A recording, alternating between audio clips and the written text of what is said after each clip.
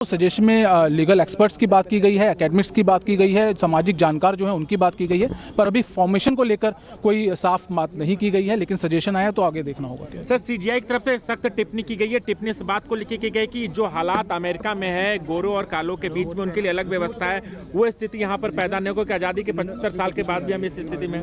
बिल्कुल जस्टिस बागची की तरफ से ये बात आई थी और बिल्कुल उन्होंने बिल्कुल सही कहा जो हम लोगों ने बोला भी था कि भाई अगर इस तरीके के रूल रेगुलेशन जो कि 3C की हम बात करते हैं, अगर इस तरीके के रूल रेगुलेशन बनाए जाते हैं तो कहीं ना कहीं एक पर्टिकुलर कास्ट को टारगेट किया जाए, जिसको जनरल कास्ट हम लोग कहते हैं। और उनको टारगेट करने का मतलब ये है कि कहीं ना कहीं आप बंटवारे की राजनीति कर रहे हैं। और 77 साल के बाद अगर इस तरीके के रूल रेगुलेशन बनाए जाएंगे हमारे देश में, वो कहीं ना कहीं जो हमारा संविधान कहता है एकजुट रहने की बात, उसको कहीं ना कहीं आप उससे अलग जा रहे हैं।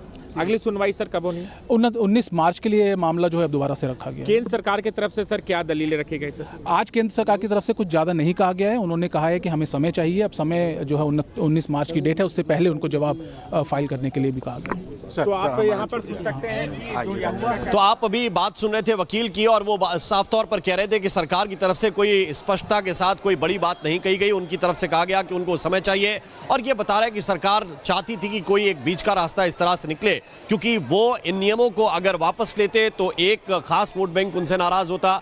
अगर ये नियम लगातार लागू रहे तो फिर जिस तरह से सवर्ण आंदोलन कर रहे हैं या जो फॉरवर्ड कास्ट है वो आंदोलन कर रहे हैं, उसको लेकर नुकसान हो सकता था। लेकिन इन सब के बीच सबसे बड़ी खबर इस वक्त सुप्रीम कोर्ट से आपको बता रहे हैं, और खबर यह है कि सुप्रीम कोर्ट ने यूजीसी के जो नए नियम हैं उनके ऊपर रोक लगा दी है, और ये आदेश दिया है कि 2012 के पुराने नियम अभी के लिए लागू रखे जाएंगे। इस वक्त की बड़ी खबर हम आपको बता रहे हैं, 2012 के पुराने नियम लागू रखे जाएंगे।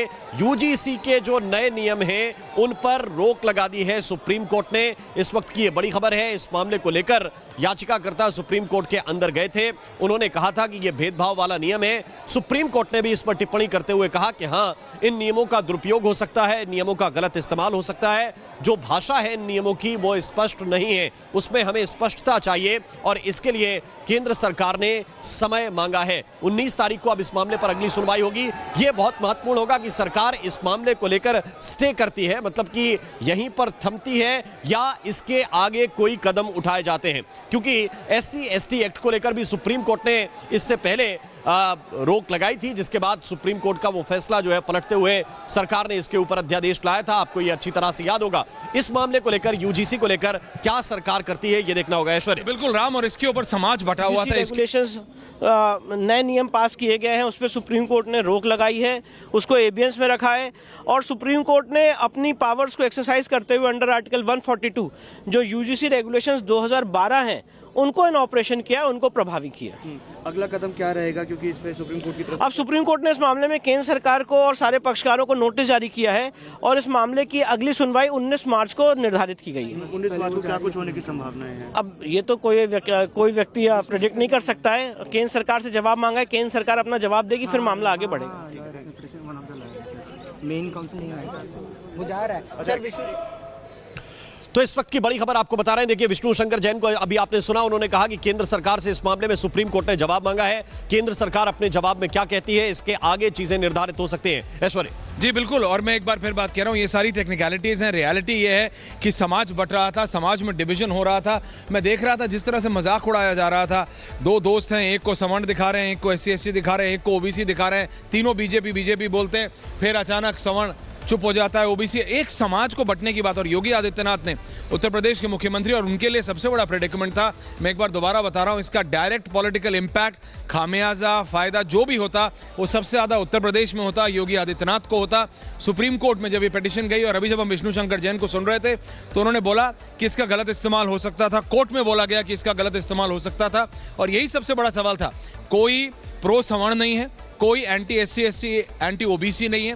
बात सिर्फ ये है कि दोषी बचना नहीं चाहिए, और जो निर्दोष है उसके साथ गलत नहीं होना चाहिए। उसके लिए जो कंडीशंस हैं वो सही होनी चाहिए, जो कि ये कहा गया कि नए रूल्स में नहीं थे। इसमें इंदिरा जयसिंह का क्या पार्ट है, इसमें बाकी लोगों का क्या पार्ट है, इसके अंदर HRD मिनिस्ट्री का कोई रोल है या नहीं, और अगर नहीं है तो क्यों नहीं है। UGC चेयरमैन जो कि हायर एजुकेशन सेक्रेटरी भी हैं, उनका क्या रोल है, मिस्टर जोशी, मैं उनका पहला नाम भूल रहा हूं। उन सब लोगों के से सवाल पूछा जाना चाहिए कि आखिरकार समाज को एक ऑर्डर बांट सकता है Ram, it is also reality. हमें यह समझना पड़ेगा कि आज की तारीख में मतलब we are all tied to such a thin wire, एक इतनी बारीक तार है जो ऐसे पिरोई गई है समाज में, उसको तोड़ने के लिए लोग बैठे हैं। और ये एक बहुत अच्छी चीज हुई है क्योंकि सरकार ये कर नहीं पा रही थी, सरकार ना पुल बैक कर पा रही थी। सरकार आपको थोड़ा सा सीधा सीधा पूछता हूं, क्योंकि योगी आदित्यनाथ एक नारा हर मंच से लगाते हैं, उनका नारा है कि बटेंगे तो कटेंगे। वो चाहते हैं कि पूरा हिंदू जो है, हकीकत ये है कि वो चाहते हैं कि हिंदू एक साथ रहे, और जो कोर वोट बैंक, जैसे हर पार्टी का एक कोर वोट बैंक है, वो कोर वोट बैंक बीजेपी का, योगी आदित्यनाथ का, वो सवर्ण है, ये कम से कम उनके साथ इंटैक्ट रहता है। एक फैसले से, मोदी से पहले की पॉलिटिक्स है राम। आप देखेंगे अगर योगी ने ये कहा कि बटोगे तो कटोगे, तो मोदी ने क्या कहा, साथ रहोगे तो सेफ रहोगे। ऐसा कुछ कहा था ना कि एक साथ रहोगे तो सेफ रहोगे, तो सेफ है। हाँ, एक है तो सेफ है, तो इट्स द सेम थिंग। और प्राइम मिनिस्टर मोदी ओबीसी को जिस तरह से अट्रैक्ट करते हैं, ओबीसी को साथ लाते हैं, बीजेपी को जिस तरह की सीटें आई हैं, चाहे वो 14 का इलेक्शन हो और या फिर वो 24 का या फिर 29 का, जो अगला आने वाला है 29 का, उसमें बीजेपी सिर्फ सवर्णों की नहीं कर रही है। एक टाइम होता था जब ये कहते थे कि राजपूत, बनिए, ब्राह्मण, यही 3 समाज हैं जो कि बीजेपी को सपोर्ट करते हैं, लेकिन अगर सिर्फ ये 3 समाज होते तो बीजेपी की इतनी सीटें नहीं आई होती 14, 19, 24 तीनों के जनरल इलेक्शंस में। तो ये बात है, लेकिन ये जो डिसीजन आ गया था, ये बीजेपी के लिए it was a catch 22 situation, ना उगला ना निकला। इसमें सुप्रीम कोर्ट का ये डिसीजन बीजेपी के लिए एक एंजल की तरह आया है, बीजेपी की मदद हुई है, BJP as a party, BJP के वोट बैंक और समाज का मैं मानता हूं, क्योंकि सुप्रीम कोर्ट वो डिसीजन हमेशा लेता है जो कि सही होता है ऑन द बुक्स। और इसमें ये बात सही है जो लोग कह रहे थे सवाल, कि सब लोगों को इसमें बराबर नहीं रखा गया है। जो अगर निर्दोष है वो सिर्फ इसीलिए निर्दोष होना चाहिए क्योंकि उसने गलत नहीं करा, इसलिए नहीं कि उसकी कास्ट क्या है। Ram, that's my point of concern. ये लेकिन इसके आगे अब चूंकि 19 तारीख को सरकार को जवाब देना है, अगली सुनवाई है, क्या इस पर निर्भर करेगा कि सरकार किस तरह का जवाब सबमिट करती है? लेकिन आज देखिए कि सरकार की जो आज भी लाइन्स है, और अगर आप अपना फोन निकाल के वो डिटेल्स पढ़ें, जो आज सरकार की तरफ से जो अपना जो पक्ष रिप्रेजेंट कर रहे थे, उन्होंने क्या कहा तुषार मेहता ने, तो वो वही लाइन है, सरकार is also giving signals that we are not very happy with this.